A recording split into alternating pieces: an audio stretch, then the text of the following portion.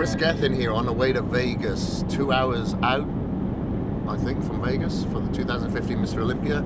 And we're just scrolling through my emails now. I'm getting a lot of messages from people in regards to meal frequency and training frequency. Now, when it comes to meal frequency, myself, I like to go for the standard every 2 to 3 hours eating from the time that I wake up to the time that I go to bed. The reason being is that, number one, I'm trying to stabilize my blood sugar level so I don't have cravings, because I eat a lot of food and I get a lot of cravings if I do not eat frequently, because obviously your blood sugar levels are going to crash, and what's the quickest way of bringing them back up? Sugars. And I don't want that, so I like to have meal frequency. And again, there's only so much protein and nutrients that the body will absorb at one given time, or the rest gets stored as fat. So again, I like to have little frequent grazing intervals, I like to call them, every 2 to 3 hours.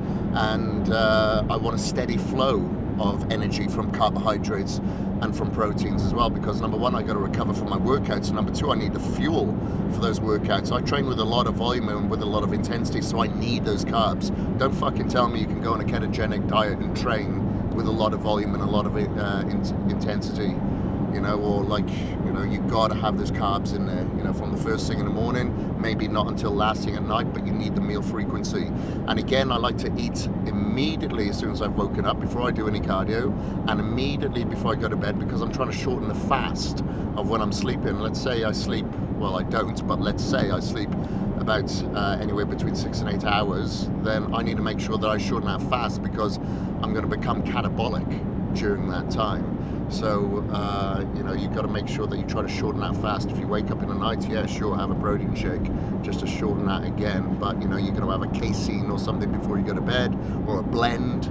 And, or if you're going to eat food, you're going to go for a steak. And then as soon as you wake up in the morning, you want something that kind of digests very fast, i.e. like a protein isolate or egg whites.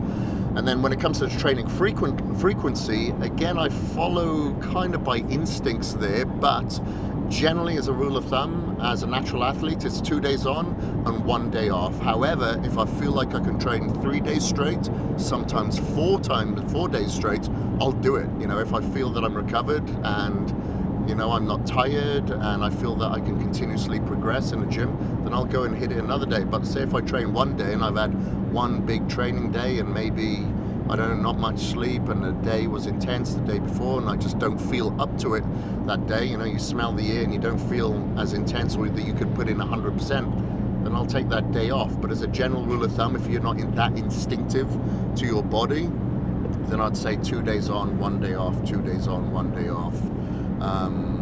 You know, everybody's a little bit different in that regard, so remember, your nutrition and your supplementation and your hydration has to be 110% before you can accurately gauge, you know, when to take that day off or when to put that day in.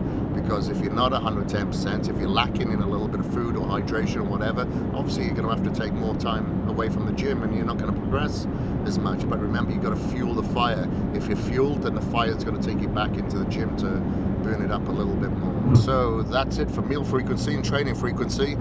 Please, I like feedback. That's the only way that I can improve. So any feedback that you've got, please comment below and like and subscribe to these videos so I can produce more from you. Thank you.